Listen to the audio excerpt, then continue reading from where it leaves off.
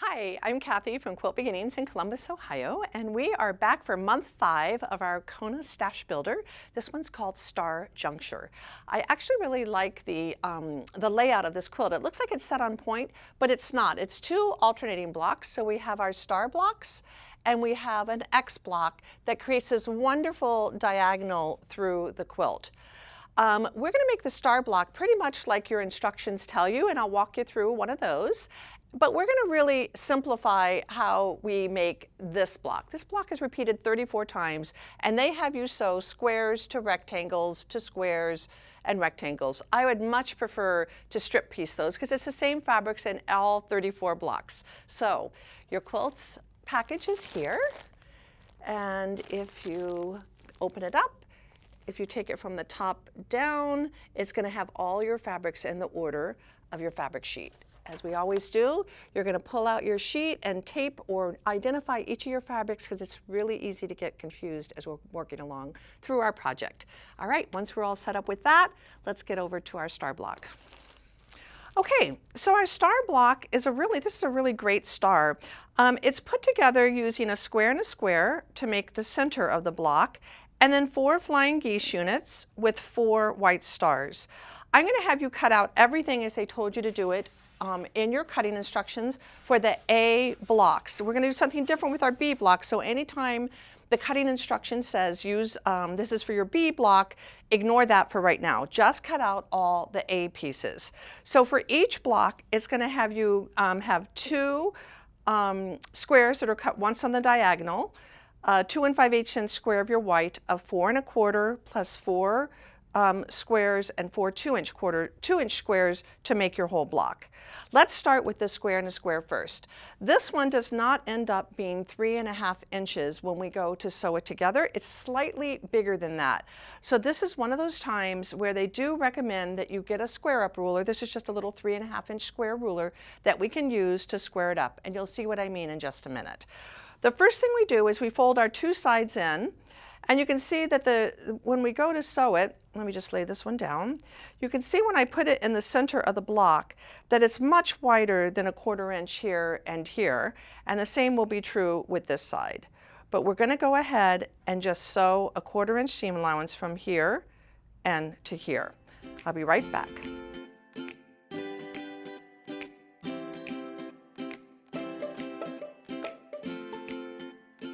So when I bring it back over to my cutting mat, you can see that my seam allowance is way off. My wings are a lot bigger than my square is. I'm going to go ahead and just press those out.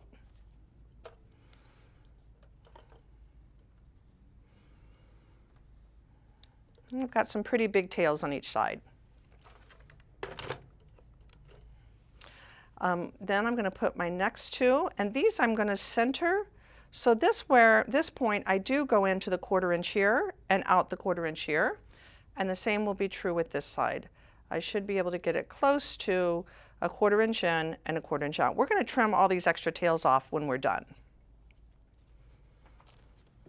Back to the machine.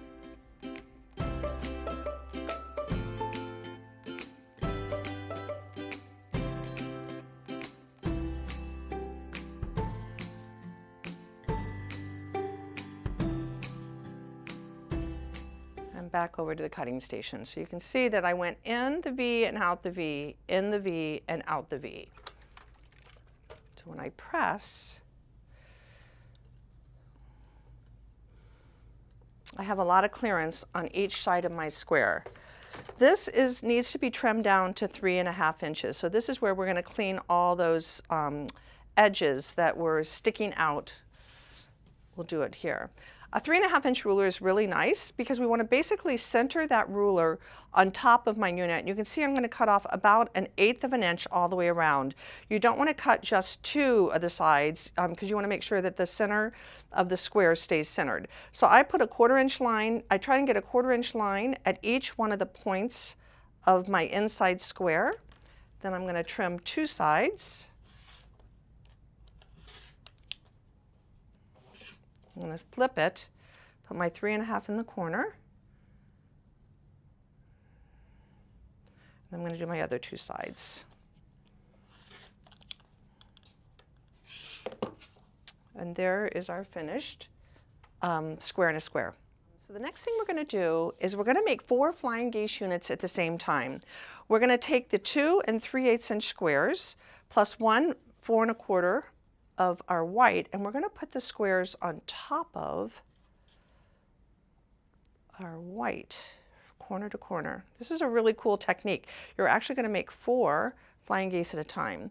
We do need to mark the center of our squares. So you can mark them ahead of time or you can mark them after you lay down. I'm using a Bic pen so you guys can see my line. I'm going to go ahead and mark my other 2 as well because we're going to need all of your squares to have a center line. We're going to be sewing to a 1/4 inch each side of that line, and you need a reference point. You can't really eyeball this one. If you had a laser light, you might be able to. I'll have to think about that one, but we'll need these for our second step. So the first thing I'm going to do is I'm going to sew a 1/4 inch to the left and a 1/4 inch to the right of this drawn line. I'm going to come back to my machine. And I like to keep the 1/4 inch of my foot, so this side of my foot, along the edge. So I'm going to sew on the inside. It kind of feels funny the way you're doing it, but you're lining the foot up with the line of that you've drawn.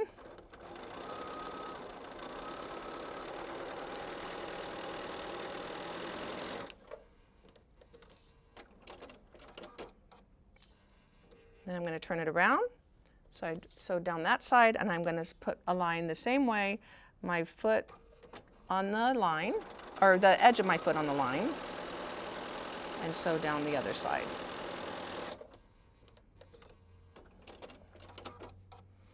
This is like magic. I love watching how this works. Then I'm going to slice my fabric in half, right on that drawn line. So wherever I drew my line is where I cut, right down the middle. This is the next step. You want to make sure that you press out your 2 triangles. This is going to make 4 units. So I'm going to press them both open towards the triangles, the little triangles.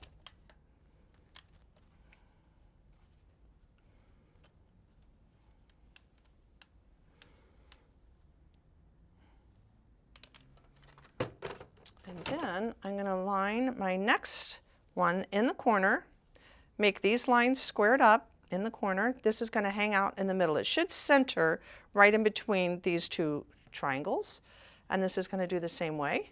And just as I sewed on a 1/4 inch to the left and the right of the line, I'm going to do the same thing on both of these.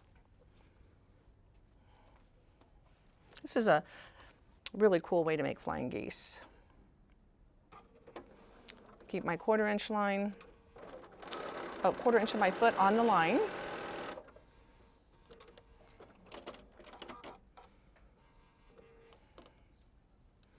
Down the other side.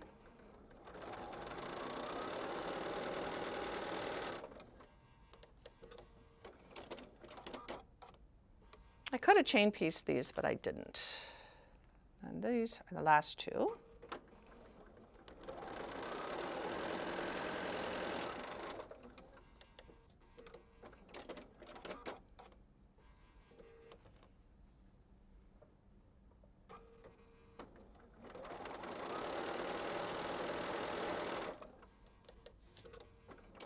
Okay.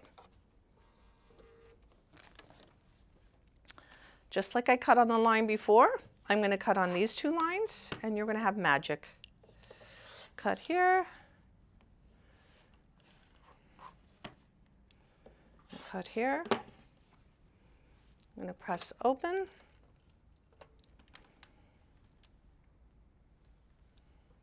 And press open.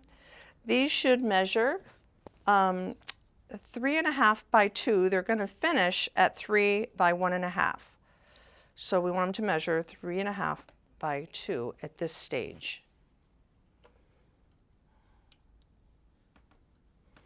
There are my 4 flying geese. Wasn't that cool? I would go ahead and clip all these. I think scissors are just as easy as a rotary cutter, but I would trim all my dog ears before assembling my block.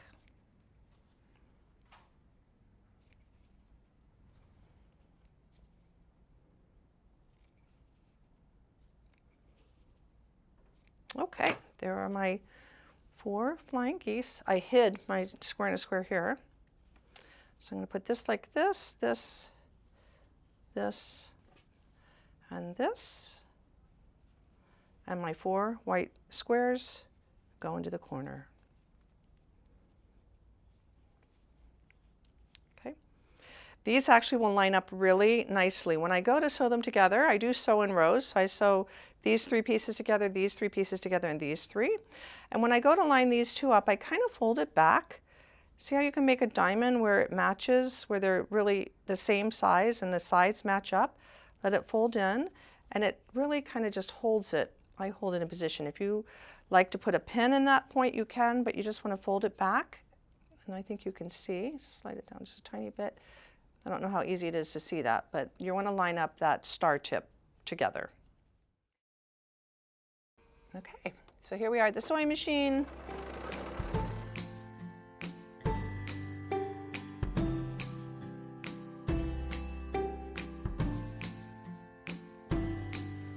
Okay, now that we've got our 3 rows put together, I'm going to press the bottom and top row out towards the squares, which means that I'm going to press my middle row in towards the square in a square, this way.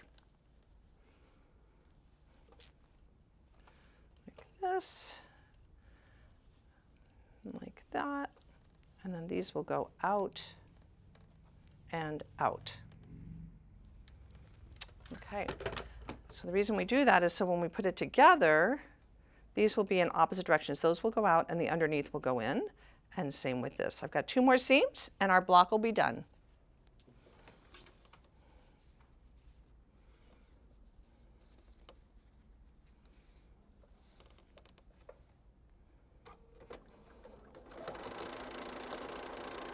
And I just want to check that center.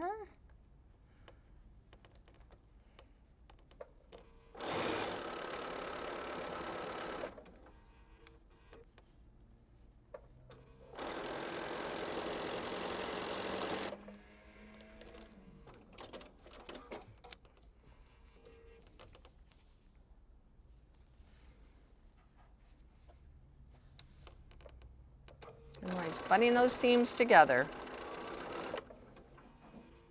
Butting these.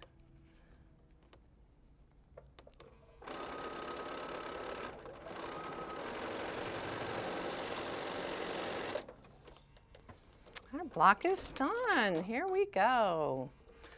I'm just going to press everything out. Looks nice. Once it gets pressed, it'll be very nice. Whoops, I'm way too low, too high. Let's go over here where you can see it.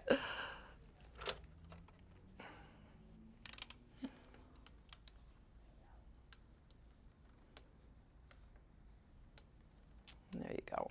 There we are. 2 down, only a few more to go. All right, we are done with our stars. Okay, so let's talk about the B blocks now. The way they have you constructed is to sew these squares, all these little squares, onto the end of rectangle units. But they're all the same color in all 34 blocks, as I said at the very beginning. What I prefer when I see something like that is to strip piece them. So to strip piece our center unit, to strip piece this guy, and to strip piece this guy, then all I have to do is insert these 2 white rectangles. So I did the math for you and I told you what to cut for all of your block B's. Wherever it says cut for block B on their instructions, ignore that and do what's on my instructions. That will get you to this place. So this is our center square. It has a dark in the middle, a 2.5 inch strip dark in the middle with 2 1.5 inch strips, and assume these are long. I just made them short for illustration. But you'll do strip sets where it's, you know, your width of fabric, 42 inches long. So it's 1.5 of the white, 2.5 of the background, 1.5 of the white.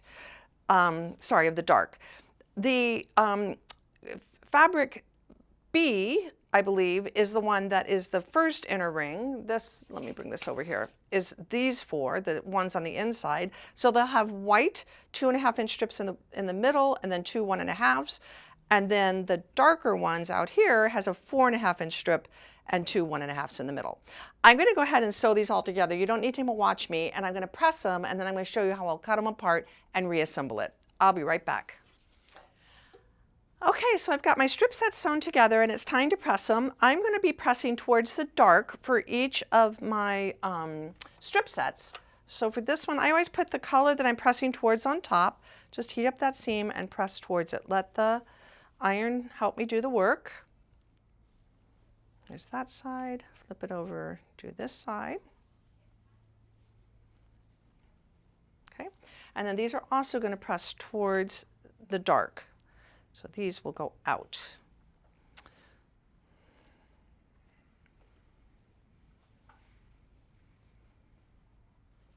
And then this one also out. And remember, this is just to show you an example of what we're doing. You're going to need much more than what I'm doing right here because you need to make 34 blocks. This is just a subset of those blocks. Okay.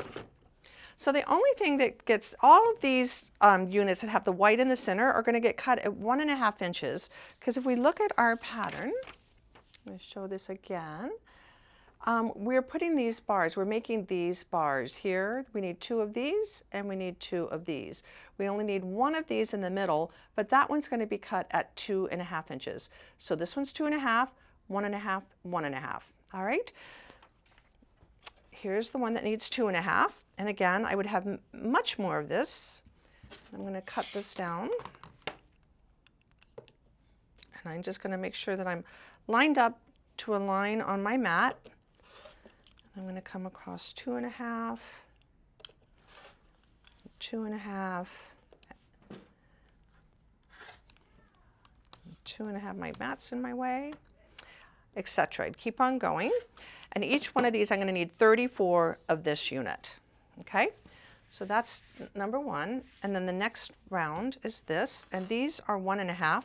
These are also 1.5. So if you make a bunch of units for the 1.5s, you can just lay them up on top of each other and cut through multiple strip sets together. So for 1.5, put these together, 1.5, 1.5.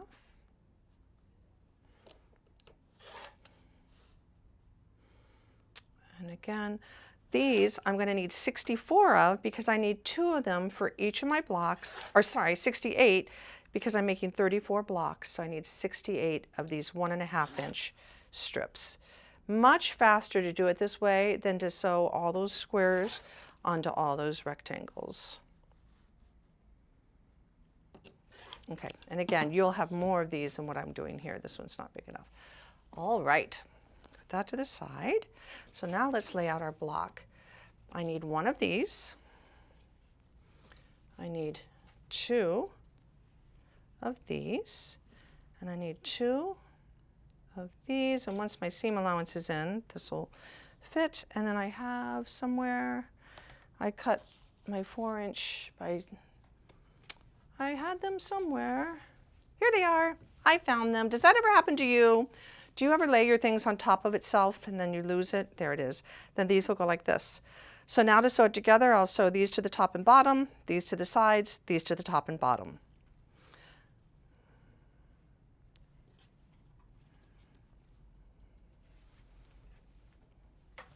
Bring it all over here.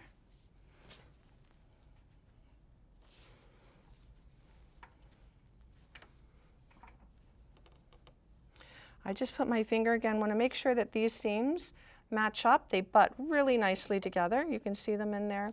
I just like to put my finger on them when I start just to kind of get myself positioned. And then go ahead and sew.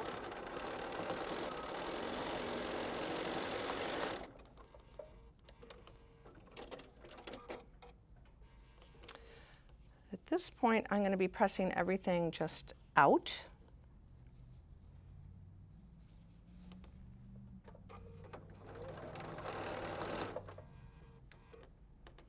Squeeze so I can feel.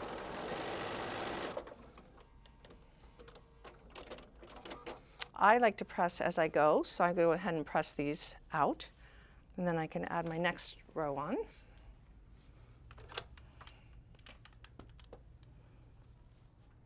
I'm way off my mat.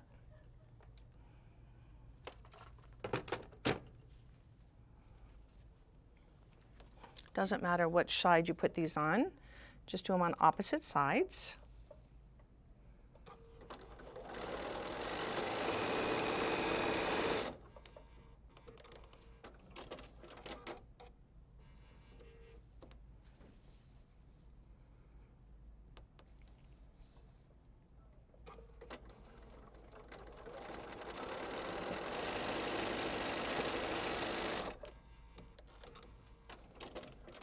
Okay, when I go to press these seams, I'm going to press them in because I pressed these seams out, and I want to always make sure they abut. So this will come this way. Don't press on top of your iron. And this way. See how much easier this is than putting those squares, and look how beautifully it lines up. It just stays really nice and square when you strip piece these things together. The last two seams are this one and this one, and I'll have my block done.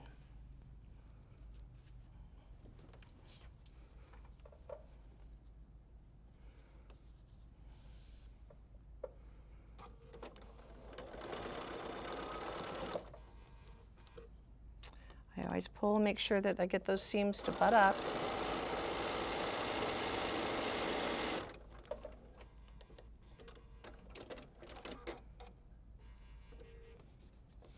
Same thing, butt up my seams.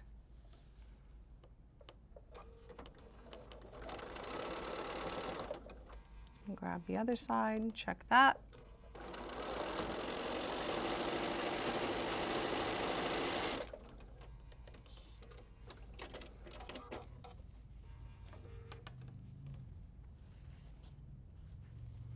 You have a really nice 9 patch. We press out these.